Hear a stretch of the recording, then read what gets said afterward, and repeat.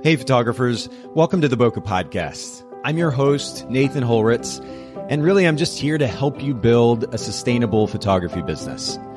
That certainly means helping you improve your photographic skills and enabling you to become a stronger business owner, but it also means helping you work more efficiently so you don't get burnt out in the long run. We are sponsored by photographersedit.com, custom photo editing for the professional photographer, and Miilu.com, that's MIILU.com, the simplest way to create and manage timelines and shot lists for the events you're photographing. All right, let's get into today's episode. Ladies and gentlemen, boys and girls, we are here for yet another new episode of the Bokeh Podcast, but actually quite an unusual one. A little bit meta, if you will. Our producer at the Bokeh Podcast, Haylee Gaffin, is here with us. What's up, Haylee? It's so weird to be on this side of the microphone, or I guess this side of the podcast. Yeah, well, we were just talking before I hit the record button. We actually did an episode together back in episode number 53. This is going to be like episode 450 something. So literally 400 episodes ago, we actually did an interview back in September of 2017. It's crazy. It feels so long ago, but also not that long ago, if I'm being honest. I know. Yeah, it is kind of weird like that. Think about even just what we've been through this year as a company, as individuals. It's been kind of crazy. So I think it kind of feels like it's stretched time out. But yeah, 3 years ago, 400 episodes. And I have to give you a massive shout out. I mean, I do on a regular basis. As you're editing these shows too, you probably hear it, but Haylee has been producing the Bokeh Podcast for us now for, 3 years, or even a little bit longer than that. And has just done a wonderful job for us. Not only produces the podcast, but for everybody listening in who doesn't know, she also heads up the digital marketing for certainly the Bokeh brand, Bokeh Podcast brand, also for Photographers Edit and for Miilu. So you've got your hands full. And I've said this to you a million times. I'm not a good multitasker. The way that you can juggle not only these things, but it seems like a million other things too, as an entrepreneur is pretty incredible. And that really is a great segue to my first question about brand position. For anybody listening, if you don't know Haylee's website, I'm going to send you there now because this will give context to our conversation about brand position. But if you go to Gaffin, Gaffin creative.com, you can actually see the brand position of sorts there on the homepage. Talk to us a little bit about that, Haylee. Yeah, so I've actually been working on refining this brand position for a while now, and I feel like it always changes. But when people ask, I say that I help small businesses and entrepreneurs grow their business through photography, marketing, and podcast production. Wow. Oh, that's a beautiful summation. Like we need that right there on the homepage of your site. That's really great, actually. I'm working on getting it to where it should be. My biggest struggle now is I feel like it's too many things happening at once. Like when people ask me what I do, so I almost want to break it into different segments or I guess arms of the business, which I tried doing on the existing website. And it's one of those things, it's always a work in progress, it seems like. Well, I think that the way that you just stated it, though, is such a beautiful summation of what you're doing. I mean, it encompasses everything you're doing, but it centers around this idea of helping creatives develop their business. And then you have the three arms through which you do that. I think it's a really great summation of it. And for everybody listening in, it's a really great example, too, of what we talk about when establishing a clear and ideally distinct brand position. One of the biggest challenges can be communicating what that position is in a really succinct manner, because myself included, we as photographers have a tendency of being overly wordy. Trying to sum it up that succinctly can be a bit challenging. Did it take you a little bit, Haylee? It did at first, because I was trying to do the thing that everyone else does, where it's like trying to highlight my ideal client in it. And I finally realized, like, if I take a look at all of my clients, I don't have an ideal client. It's just small businesses and entrepreneurs. And that ranges from, so many different types of businesses that I could not nail down a niche. So all I knew is I loved working with other entrepreneurs and business owners, and that's where I wanted to go. And from there, I just listed my services. Now, we talked about this, I think, at least briefly in episode 53. Again, it's crazy to say that. We'll link to the episode in the show notes. It'll probably be kind of funny, actually, to go back and listen to it, even for me, because our interviewing and production skills, I know have improved since then. But nonetheless, we talked a little bit about how you are kind of originally really a wedding photographer, and you still have your photography business. I mean, you allude to that there on your site, but what type of photography?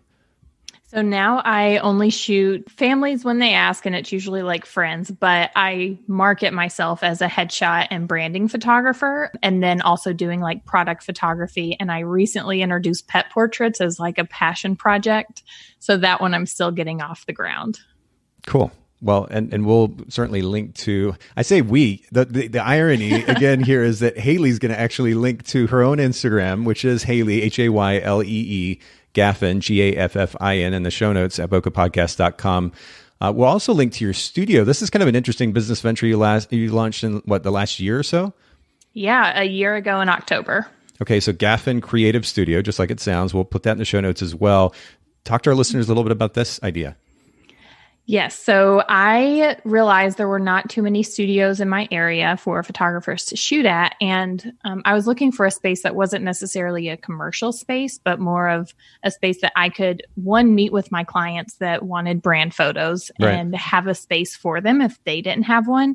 But then also in the marketing side of my business, like I had a few clients I'd meet out at Dunkin' Donuts or Starbucks, and it's not always the most professional thing to meet people there, or even when I'm consulting with clients.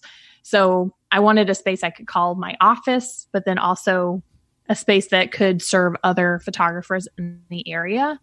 And so that's when I found this rental space that allowed me to come in and kind of remodel it and make it my own. And it turned out beautifully too. And for anybody listening in, if you haven't seen that Instagram account, go check it out, Gaffin Creative Studio. Get a feel for the inside of the studio. It's really simple, but just beautifully done. Pretty flexible too, I would say, just having spent a little bit of time there. In fact, we even recorded some marketing content there at one point, but it seems like it's pretty flexible and that things can be moved around and set up as needed for the photographer. Is that the case? Yes, that was what I was going for, because I wanted a photographer to be able to bring their style into the studio. Yeah. And so I have very clean decorations, and then they're very easily removable. So the space is big enough to where I could move all of the furniture out of one of the rooms if I needed to, and bring in other photographers' furniture, or if they want to rent furniture from like a rental company, they can do that too. Well, I'm not sure if I've ever said this to you, maybe mentioned it on the fly, but I do have a lot of respect for not only your ability to be able to multitask, but just that you've, I guess, ultimately experimented with various ventures and seen what's worked and what's not, and made adjustments and continue to push forward in that way. And so y'all make sure that you go follow what Haylee's doing at these Instagram accounts. It's Gaffin Creative Studio, and then Haylee Gaffin as well. Now, let me get to the next question. And you're in an interesting position because you have been you are a photographer and have been over the years. Of course, you have the studio as well. You're involved in marketing, in the marketing realm, and various aspects of the marketing realm. You also work for Photographers Edit. So you're working with photographers. You're working for clients of photographers, or you, the photographer, I should say, in the end. So you're kind of on both ends of the spectrum, where you have your own clients, but then you're working for our clients. I wonder what this all means when it comes to customer experience.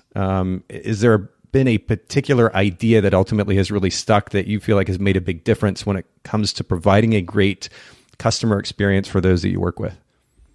Yes. And it's actually, since I have listened to and edited every show, it is one of the most common answers, and it's communication. Okay. I don't think that it's something that you can get it right every single time. I feel like communication is ever changing, and there's always something you can be improving on. And it's something that almost every week I find something where I could have done something better to communicate, whether it's with the Photographers Edit team or a photography client that I've shot and not expressed in email, like, hey, you're going to get your photos in 3 to 5 days. And they're emailing me the next day asking where their photos are. So it's definitely something that can always be improved upon. Yeah. And I've learned this even kind of the hard way at times too. And I've broken the fourth wall of sorts here on the podcast talking about this. My working relationship with you that now spans 3 years or so has been an interesting one for me, because we've had a team at Photographers Edit for some time now, but I didn't have the opportunity to work with somebody locally one-on-one, meeting in person, and over a longer period of time. And so I really had to learn how to do a better job, and still working, as you alluded to, this idea of ongoing development of our communication skills. I had to learn to do a better job of communicating, because as much as I will laugh at times at photographers and their lack of ability to be able to communicate what it is that they want, particularly when it comes to editing, and it's so funny, and I can laugh because I'm guilty of the same thing. But like, you'll have photographers that will just kind of send us their images and really literally, not even figuratively, but literally expect us to read their mind, and then they're unhappy if we don't process their images correctly. And I think we all, in some form or fashion, whether in our personal relationships or business relationships, have that tendency, or at least it's easy to do, where we just kind of give a little bit of information and hope that the other person gets the rest of it. I've been guilty of that, I know, many times with you. What has it been like, I guess, to be on the other side of that, to learn to work? I mean, we've talked about the idea of you as a photographer working with clients, but then like even working for Photographers Edit, working with me, what has that process been like, learning how to communicate? There's definitely different ways that people communicate. And I think you and I have talked about this on multiple occasions, of understanding what it is you're asking for versus what I'm interpreting that you're asking for. Yep.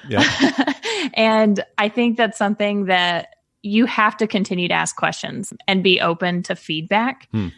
Because I know, like, when I first started working on the podcast, and I've told you this before, I hated it because I didn't know what I was doing. I was like, I've never edited podcasts before. I've never written show notes. Like, this is not my favorite part of the job. What am I doing? And then after like feedback and getting 10 or so episodes in, I loved it. And like, I fell in love with podcast editing and just want every person I know to become a podcast host so that I can help them launch their podcast. Yeah, you've had to do a lot of hard work behind the scenes in order to help us get Boca where it's at today. I mean, that's so much back and forth between the two of us, both with the editing and the marketing piece of it. Yeah. And I think that had we not had that back and forth, I would have been open to just quitting the podcast and saying, Nathan, I don't want to do this. But being able to ask you questions and you like giving me real feedback of, you shouldn't have done it this way, or, you know, however, whatever the feedback is and the communication is, I think that ended up helping. Well, I know it ended up helping how every episode has turned out since then. Now we're 400 episodes past where I started. So. Which is crazy. Yeah. But you know what? Number one, 100%, I agree with you. I mean, if for anybody listening, and we will link to episode 53 in the show notes, because you got to go back and listen and compare the difference in quality, again, both in the interviewing process, because I've worked really hard at that, but in the production value. And for that matter, Haylee, we're talking about the significance of communication. I mean, even your calm and collectedness, if you will, in this discussion now is just like light years beyond what you were when you first got started. So fortunately, we've both grown through this. But I think one of the things that's made a big difference in that, and you alluded to it slightly just a second ago, is the kind of open door, if you will, that I encouraged for the sake of, at times, even blunt communication. And there have been instances where you and I have had pretty, shall we say, straightforward back and forth interactions. But ultimately, I think having room for that has been really good. And I know personally, I have to kind of set my ego aside for that at times. But it's good to do that just in general. And ultimately keep an open mind to somebody else's perspective. And if it weren't for that, I think that's a pretty important element of why we've been able to get where we are today. And I mean, how would you say that plays into, because you're also in an interesting position in that you've outsourced your editing to Photographers Edit as a photographer, the importance of communication and an open line of communication when it comes to being able to delegate anything to anyone. What is your perspective on that? Yeah, so I definitely have gotten back catalogs that I could have communicated better on. When I outsource all of my editing to Photographers Edit, my preferred method is to edit within the catalog and label them green so that they'll use those images to match the rest of the catalog too. Yeah. And there have been times where I'll edit like 2 or 3 photos and just expect the same thing across the board. And then when I get it back, I realize I edited 2 or 3 photos that I didn't actually pay that much attention to. And I don't love how I edited the photos. So I think it's very much, if we're not telling how we want our photos edited or how we want things done, there's it's not going to happen. Like there's no mind reading in life, unfortunately. But you know what's interesting about that is, and it feels like on an ongoing basis, I'm on the other side of a conversation or just listening to somebody talk about their frustration with a relationship. This could be a work relationship, a personal relationship. They're frustrated with a situation and a relationship with somebody else or some other people. And so much of it, it's hard not to notice that so much of it exists because there isn't an open line of communication. And I know that you've told me before that this idea that we can like be blunt and open and kind of communicate our feelings in the moment wasn't something that you were used to previously. I know that photographers have talked to me about how they don't even want to give photographers edit negative feedback because they feel bad doing it. What was it like kind of making a transition to a place where you felt like there was room for you to be blunt with me? I think I definitely know at first it was very much, I kept my space and didn't really say too much. Yeah. Yeah. And then I think when you started asking me like what my actual thoughts were on it and forcing me to give feedback, eventually it came to the point where if I had a different opinion than you, it almost, the door was already open. Like you opening it up for my opinion to be received. Yeah. Even if it wasn't always the right opinion, it could have led to something else. It could have led to another idea. If it was a dumb idea, it could have led to a brilliant idea. Just having that door open has been really nice. And that has actually transferred over into all of my other customers that I've worked with of if I screw up, I'm very open about it. And I say, listen, I don't think whatever I did is working. And here's why, and here's how I want to fix it. Huh. That's interesting. So it kind of enabled a certain level of confidence on your end too. Yeah. Well, I know this is and I said this earlier, but the communication is an ongoing learning process for me, certainly. And you've been extremely, extremely patient with me through all of this. And I really appreciate that. But ultimately, it's truly been such a massive part of what has enabled us to get to this place now 3 years later, 450 plus episodes recorded. And the Bokeh podcast has become not only an important part of what we do at Photographers Edit, but it's been really cool to see the impact it's been making on the industry too. The feedback that we've gotten is so encouraging. Mm-hmm. And I'm stoked to have you as a part of that. Let me jump to the next question though. And this is something, as you know, we talk about quite a bit on the podcast, time management. And as I said earlier, you're a multitasker in a way that I can't really relate to. I'm just not great at juggling multiple things simultaneously. I don't feel like I can give the mental resources to each of those things as effectively. I get kind of distracted and just it's not as focused. Anyway, that being said, you've got a lot on your plate that you're juggling, and yet it seems as though you're able to manage it pretty effectively. You still have some freedom and flexibility in your life. What has enabled that? There are a few programs that help with that. Okay. I use a lot of templates. So like I do use HoneyBook in my business for all of my contracts and emails. So anytime an email is sent from HoneyBook, it originates from a template so that I don't have to take the time to write it. I'll customize it and personalize it a little bit, but everything that I could possibly need is in that template. And then when it comes to like actually getting work done, task managers and checklists are my best friend. I know we use Todoist for Photographers Edit. And then on my personal side, I also use Asana. So I do have a ton of my Photographers Edit tasks in there just so that I can gauge my day and understand like, oh, these are all the tasks I have to get done. Are there any things that could move to tomorrow or I know I'm not going to get done that need to be rearranged so that I can plan out my full week and then every single day? And I think you've shown me a little bit before of how you've got Asana set up. What does your workflow look like in Asana on a daily basis? Are you checking that at certain times each day? Are you starting with that and just working off another list the rest of the day? What does it look like?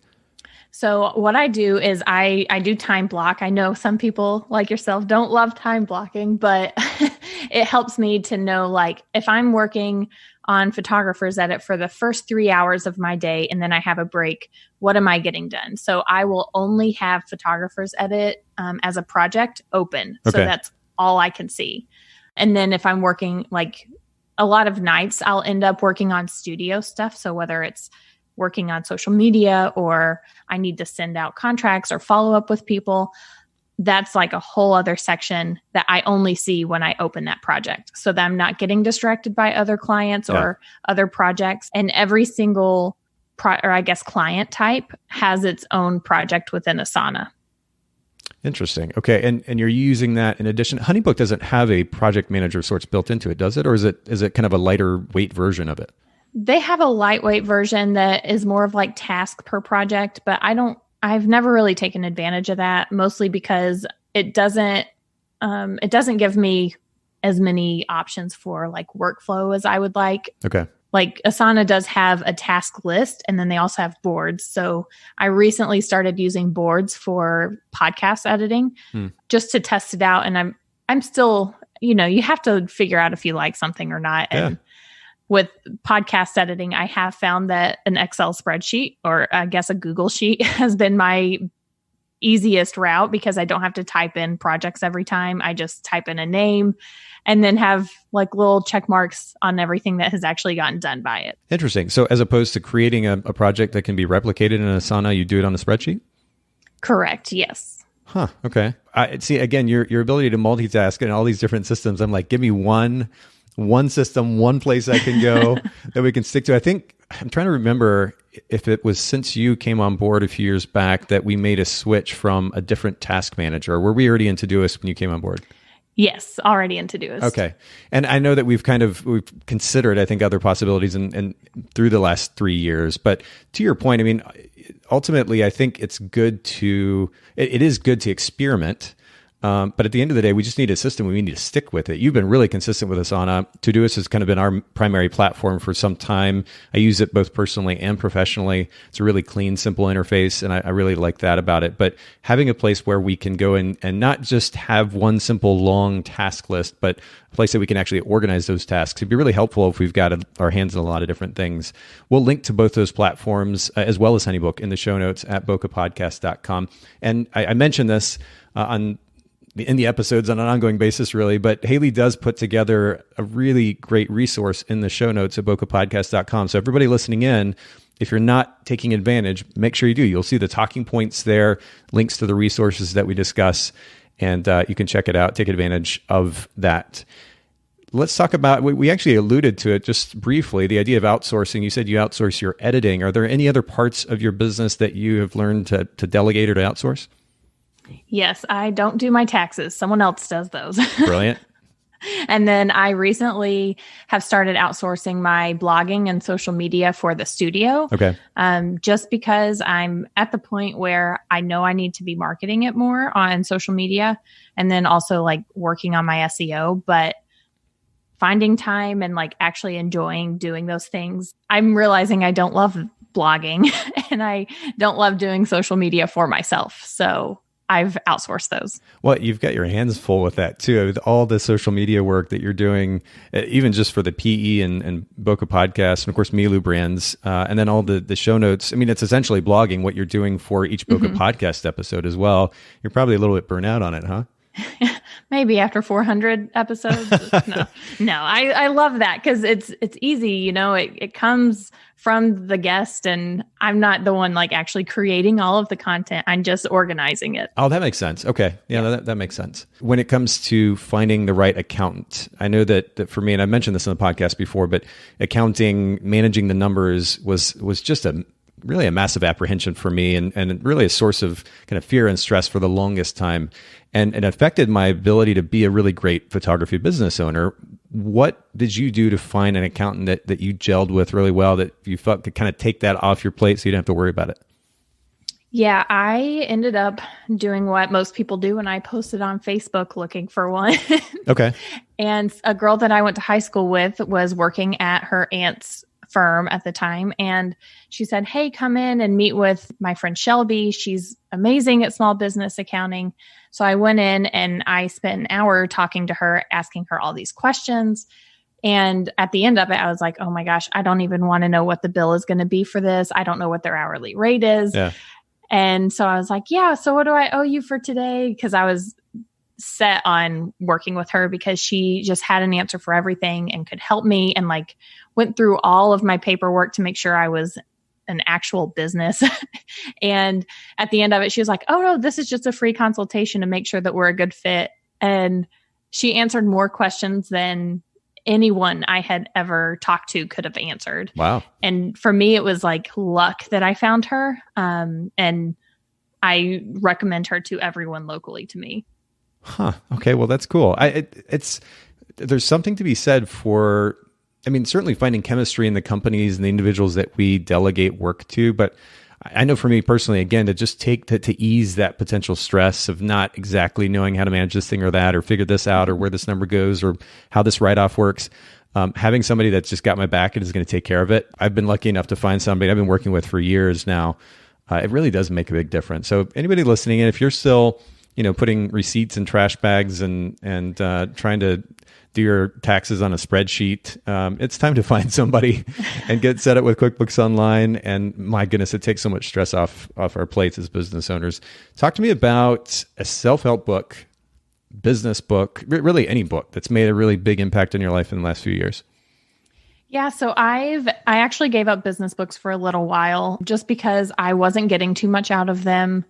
I was learning more from podcasts, but I'm about halfway through this book. It's Chasing the Bright Side by Jess Ekstrom. Okay. And I love that it's relatable and it's not fluffy. And I know we've talked about fluffy books before and feel-good books, but this one, she goes into where she failed in business and what she actually learned from it. And I really like that because there have been plenty of times in the last year that I failed the studio or I failed whatever it is. And I feel like not enough authors actually share that kind of content. It's just all, you've got this, you can do it. But I want to hear the failures and how they came out of them. So almost like a strategy of sorts, that like a step-by-step process with which they were able to come out of those?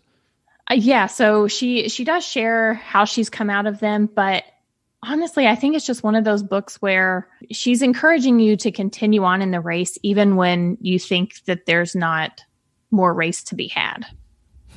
Interesting. Yeah, you and I have talked about fluffy content for, endless amounts of time at this point, because we're so heavily involved in creating content for the podcast. And one of the biggest concerns that I've had is that we're not just kind of adding noise to the world, that we actually create content that is of value, actionable content that our listeners can take and do something with, even if it's a small piece of something that they can walk away and do something with it. And it seems to become really popular in the last few years to not only read, but then promote these books that do have, at least based on the title anyway, seem to have this kind of fluffy, feel-good feeling to them. And I guess you kind of wonder, how much of that is actually going to be applied? How much depth does it carry? Will it actually make a big impact on somebody's life? But that's interesting. I don't think I've heard of this particular book before. Where did you find it? I actually follow Jess on Instagram. She started Headbands of Hope. And so I recently added it to my library and I was like, I'm going to listen to one business book because during quarantine, I got sucked into teen novels, which I don't know why. There's this movie on Netflix called To All the Boys I Loved Before. Yeah. And it's a whole series. There's 3 books. And I listened to all of them in a 2-week span.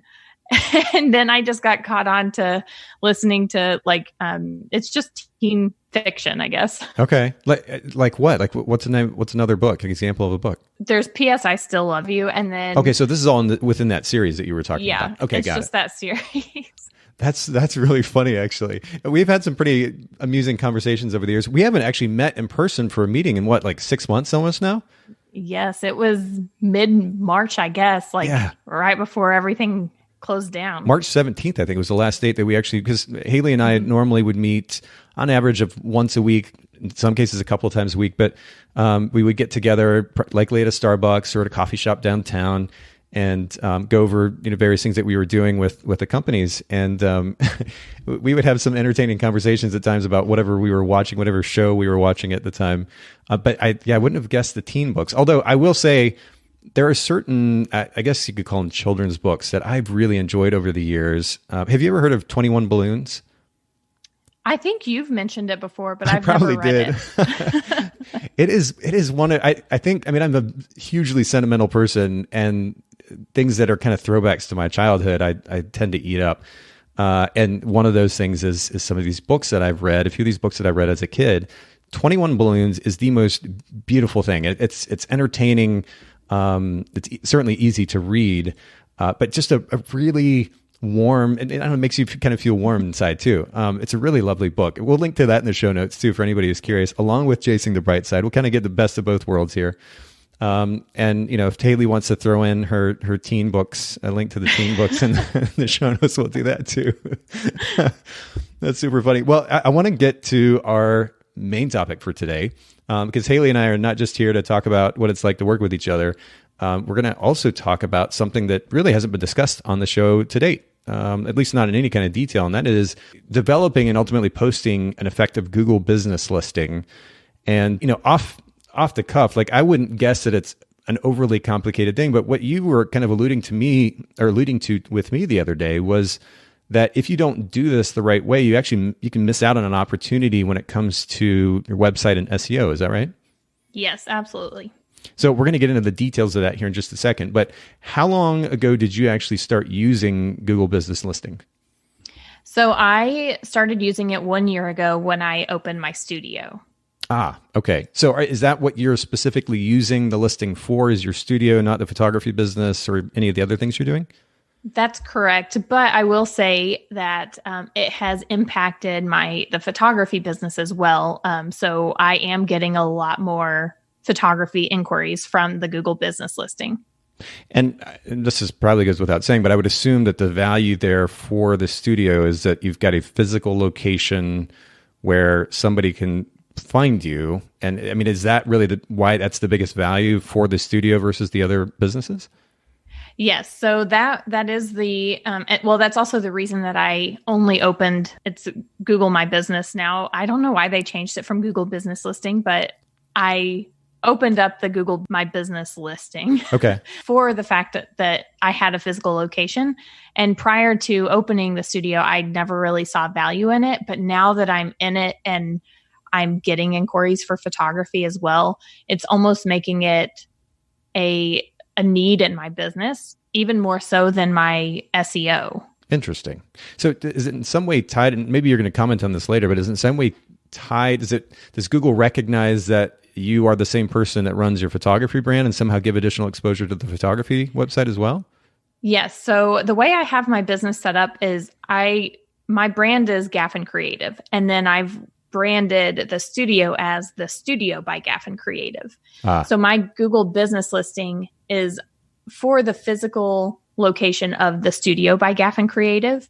And then I have all of my services as categories. Outside of podcast production, for some reason, they don't offer that as a category on Google business listings. But I have like photography studio, and then it connects to your website so that it can crawl your website for your Google business listing. Yeah, so we'll get into the significance of that relationship between the business listing and our website and SEO in just a second, certainly in more detail.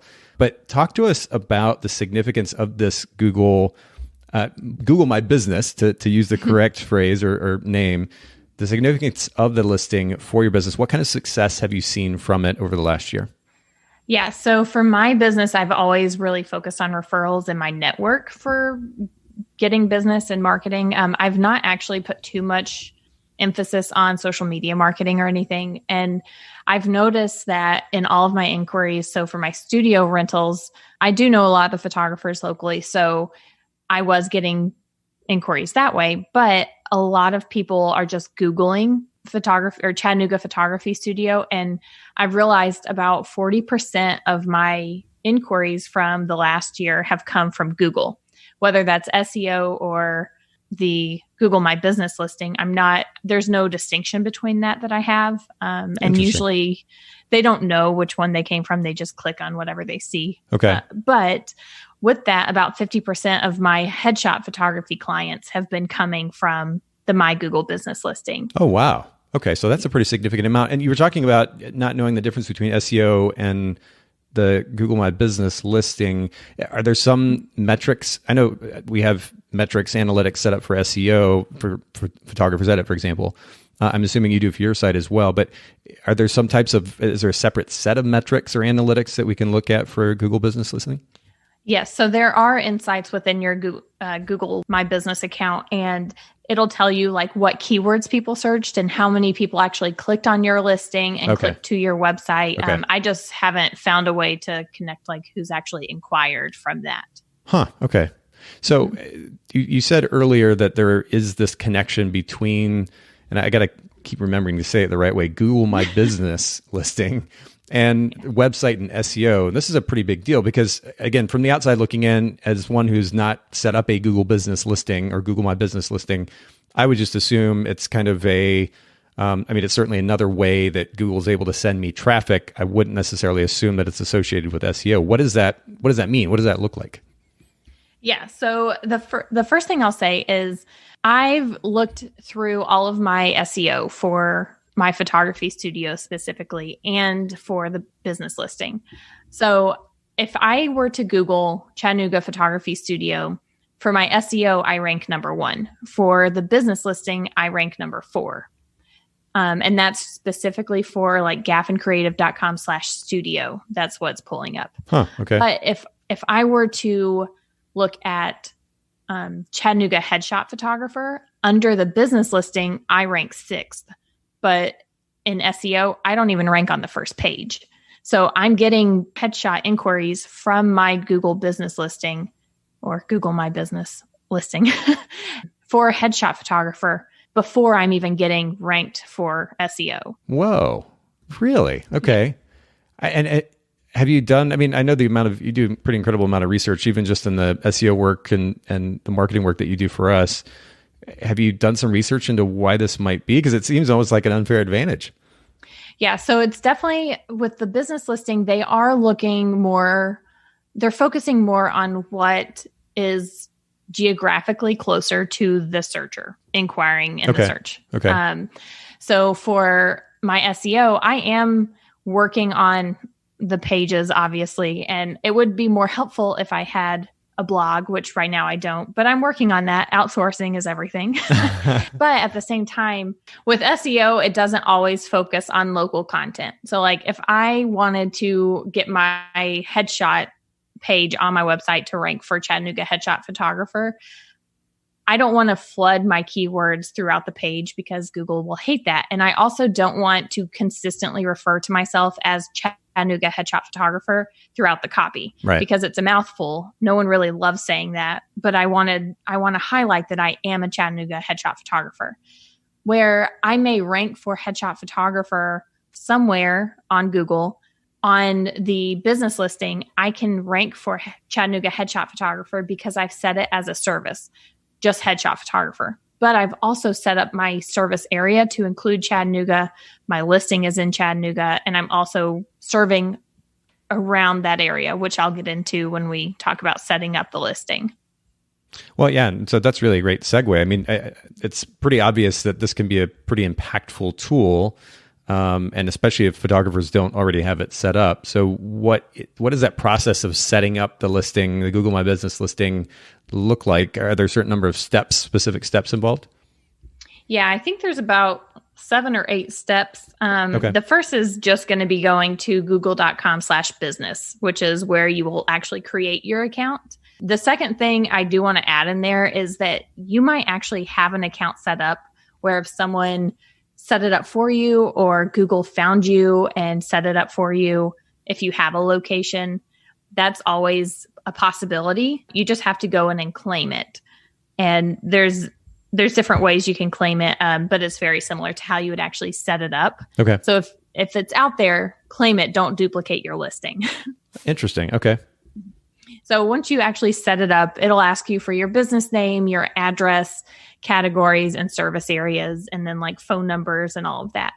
The thing that gets most people caught up and they don't want to do it is the address, because a lot of people don't have studios. While that I can understand the hesitation in actually creating a listing with your home address, you can always hide it once it's verified. It will not show up on Google until you have it verified. And then once it is verified, you can just go in and hide it. So maybe this is a dumb question, but what's the purpose in having the listing if the address is going to be hidden? Is it more about the SEO at that point? So you can still have service areas. Okay. So you can go in and add, like for myself, I serve Ottawa, Harrison, Chattanooga, Soddy Daisy, Hickson, and pretty much all the surrounding areas of Chattanooga. Yes, ladies and gentlemen, there is a town here called Soddy Daisy. Believe it or not.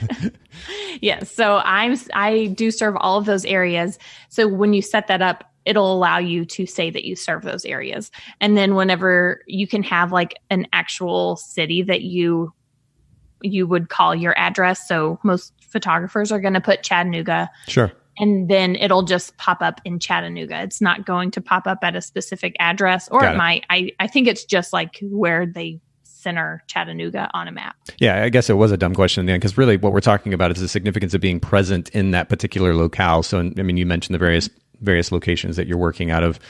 We don't need to actually show the potential client an address to be visible because they're looking for a photographer in that area. So that makes sense. Correct. Okay, cool. So we go in there, google.com/business. Of course, we'll link to this in the show notes. Go set up the personal business info associated with that business. Then what's next? So you'll choose the category and all of that. And then at the very end, it's going to ask you to verify. And there's 3 different ways you can verify, but the most common is a postcard. A lot of times it won't give you the other 2 options, which is by phone or email. So I did mine through a postcard. They send it to you within the next week. Really? Yes. And you get the postcard to your address that says, hey, I got this. Let me use this address. And then it'll give you a little code that you type into your Google business listing, and then you're set up. That's hilarious. That seems so old school, especially for Google. But I get it. I mean, like they want to verify the actual physical location. That's wild. Correct. Okay. Yeah. And then once you have like your verification, and I think you can actually go in and do these next few steps while you're waiting to be verified. Okay. But adding photos is really important. Writing a really great business description that shares what you do and pretty much your brand position. And then start sharing posts to Google Business, which I have not actually done this yet. It's something I need to start working on. And part of my outsourcing is using all of my blog posts to create those additional posts for Google, so that because we'll get to this later, but that will help increase my rankings on across the board for all the services that I want to actually rank for. Speaking of delegation, I'm lucky enough to just kind of trust you with all of this type of stuff for our brands. So when you talk about posting to Google Business, I don't really know what that looks like. What is it almost like in a blog format, or what does it look like? So it's more like Facebook. If I were to create a post on Facebook, it's very similar to that. And then it just drives traffic to my website. Okay.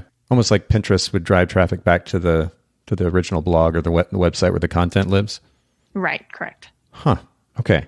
That's wild. The whole postcard thing is hilarious to me. Like I would not have guessed that would be one of the processes, but I guess they do have to verify that in some way. Okay. Mm-hmm. Yeah.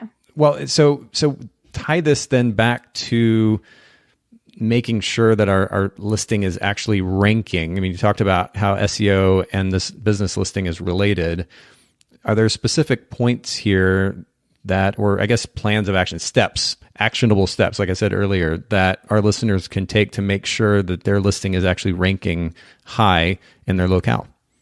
Yes. So Google My Business focuses on the distance, the relevance, and the prominence of your listing and your business in the area. So what I would do, the very first thing, I've already said it, is to complete the full profile and claim the listing. Otherwise, you will not rank at all. And I mean, maybe that seems obvious for anybody listening in, but do you think there would be a tendency for some people to kind of get started but not go all the way through with it? Or what are your thoughts there? Yeah, I know for myself, I'll get really motivated to do something. For example, I could start today and I could go and create my Google business listing and then wait for the verification to come in and then get it, set it down on the kitchen table and never touch it again. Right. I'm like that type of person where I'll get motivated for 30 minutes. And then if I have to wait, I'll lose my motivation. So if you get motivated again when that comes in, and then finish everything. Okay, so make sure you fill it out. But you talked about distance, relevance, and prominence. Yes. Can you break each of those down and how that relates to what the photographers need to do actively? Yes. So for distance, this is where an address does come in handy. If you are okay with your business or your home address, if you don't have a studio, if you're okay with it being out there, I would leave it out there. Truthfully, it is really easy to find where someone lives. I know locally, at least in our area, I can go and I can Google most of my friends' names and their address pops up. It's public record. Okay. So if you are open to leaving your home address on there, I would leave it. Or if you have a co-working space, you could also use that address. There are a lot of different things you could do here. But as long as you are located in the area that you are most likely trying to serve, that's where the distance piece comes into play. But the advantage of actually having your specific address listed is that the search results are more specific for the person searching? Correct, yes. Got it. Okay. And when it comes to relevance, making sure your categories are accurate is really important, and that your website has something on it related to each category you actually select. So for myself, I have the photography, marketing, and podcast production sections of my website. And I do have my studio listed as a photography studio, photography services, and the marketing services. I don't have podcast production on there just because it's not a category on Google yet. Which is a little bit surprising as popular as podcasts are these days. I wouldn't be surprised if that maybe later pops up as an option. So making sure that the categories are actually, the correct categories are chosen, and that they're tied to the specific pages. Yes. And then within your categories, you can add services that you actually provide. So these are not automated by Google. Like you can add in whatever you want under each category as a service. Okay. So that will also help with your relevance. And then as a photographer, having high quality photos is going to be really important too. These photos will allow for Google to see that you do have the relevance of being a photographer, but also it gives your potential clients something to review, like a portfolio. And fortunately, you have a fancy camera and halfway decent photography skills. You can get some decent images, huh? Absolutely. And additionally, having reviews from your past clients is also important. And then encouraging them to use photos in their reviews. This is something I haven't done too much of, just because most of my reviews have come from other photographers. And I don't want to encourage them to leave their own photos on my listing right. in case someone thinks that it's my work, because I don't want them to get the wrong idea by any means. But I am mostly using my listing for studio rentals versus photography itself. That is starting to make a transition. I'm changing that to do both. But at the same time, I want to make sure that I'm respecting other photographers and not trying to claim their own photos as my work. Oh, sure.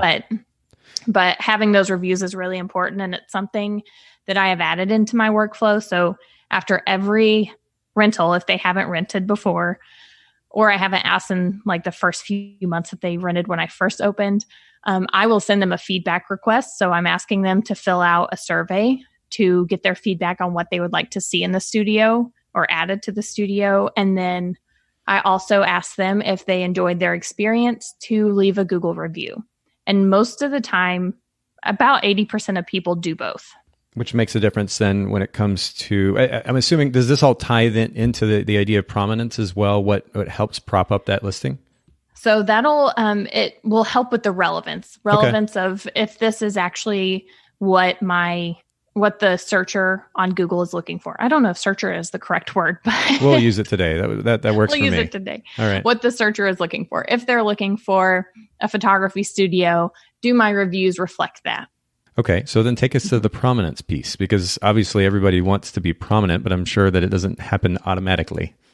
Yes. So with prominence, I've found that very much like SEO and backlinking. So like if I wanted to link to another vendor's site, that will help their SEO. With Google My Business listings, if your business is being mentioned on other sites, it doesn't even have to be linked to. It can just be mentioned. That will help with the prominence of your listing. So Google will crawl the web for your address, your phone number, your business name on all sites that are, within the Google search results to find if your site is mentioned or if your business is mentioned in any way. And that will help with your domain authority. Wow. Well, or listing authority, I guess is the better word, which is awesome for photographers that do require photo credit. Okay. So just making sure that you exist elsewhere, kind of like you're saying, like the backlinks, but this is just, they mentioned, I mean, how would you actually do that? Because it's one thing to say, hey, I've got a blog post that might be really valuable to your potential clients. Will you link to this? And that helps with SEO. How do you make sure that these other websites are listing your business information? Yeah. So what I found to be really helpful is having the photo credit on Instagram and Facebook because those are crawled as well. Google does rank a lot of Instagram accounts. Like if you were to search for The Studio by Gaffin Creative, my Instagram account does pull up in the search results. Okay. So one thing I'm working on is changing my Instagram handle to something that's more valuable because I do get called Gaffin Creative Studio, which is fine. But at the same time, if I'm being tagged in things, it's not helping with my prominence. But The Studio by Gaffin Creative is too long for Instagram. So I do have if you tag a location in your photos on Instagram, it is The Studio by Gaffin Creative, and it links to my business listing. That's actually where the locations on Instagram come from, is from Google business listings. Okay, so anything else in particular that can be done to encourage that prominence? Is there any SEO work specifically that can be done to kind of point to the Google business listing, or do they just function almost separately from each other? So they do tie in together. One thing I would encourage working on is working on the local geographical components of your website. So if that means that you want to rank for Chattanooga wedding photographer or Chattanooga whatever photographer or whatever location you're in, using that, just kind of sprinkling it through your site so that the location is obvious on your website, and that'll tie together so that it will help you boost and rank in both sides of Google My Business and your website. Another thing that I've recently found is embedding your map on your website apparently does help. So I've recently done this. It's the Google My Business listing map. It's on the footer of only the studio page of my website because I don't love how it looks, but I do get questioned all the time, where is my studio actually located? Because I didn't have it listed on my website. It was just Chattanooga Photography Studio. Okay, so I went over to gaffincreative.com/studio for anybody who's curious and wants to take a look. By the way, the page is really great. It's just got so many pictures highlighting the studio, but you scroll all the way down to the bottom and you've got a contact form, but then basic contact information, email address, social media, the address, but then that map that you talk about, and that's just been embedded there at the bottom of the page. And you're saying that can actually help boost your presence as well. Yes, so that'll help. One thing I will say that I've noticed especially with doing some research on like how I'm ranking, is that listings that have been up on Google for a very long time do tend to rank really well, even with none of this stuff happening. I don't know why. I don't think there's a rhyme or reason other than the age of the listing. But there are some photographers that have been around for 10, 15 years that have absolutely nothing in their listings and no reviews, but they are ranking number 2 and number 3. Wow. Which somehow or another, I don't know how they're doing it, but it's happening. So I think there are some things that don't always work for everyone, and maybe just the age of your account also has something to do with it. Yeah, unfortunately, we don't have all the secrets, right? Right. But I think this is actually a really great introductory conversation to not only the significance of the Google My Business listing, but how to get set up with it. And for those of you listening in who haven't set up your listing, or at least not thoroughly, completed that listing and set it up in such a way that will help highlight your business, go take a few minutes to do that. I know that we're starting to hit busy season, particularly for wedding, I guess portrait photographers as well. And especially as COVID has it seemingly backed off a little bit at this point, and we've at least been able to shoot a little bit more than we were, say, 2 or 3 months ago. But take advantage of an opportunity to get a little bit more, or to seen a little bit more effectively online and fill out your business listing. And Haylee, thank you for sharing your experience with it and your perspective and the way that you've utilized it. Will you just remind our listeners too, just one more time, how they can find you and follow you online going forward. Yeah. So on Instagram, it's just Haylee Gaffin, HayleeGaffin. And then my website is gaffincreative.com. Cool. And we'll link to all of these in the show notes, bokehpodcast.com. Thank you so much, everybody, for listening in. Thank you, Nathan. Thanks so much, photographers, for listening to the Bokeh Podcast. Will you let us know what you thought of the show by leaving a review of the podcast in the Apple Podcast app? And I'd love to hear from you personally with your thoughts about the podcast and suggestions about future topics and guests for the show. My email is nathan@bokehpodcast.com. Make sure to visit our sponsors, photographersedit.com, custom photo editing for the professional photographer, and miilu.com, that's miilu.com, the simplest way to create and manage timelines and shot lists for the events you're photographing.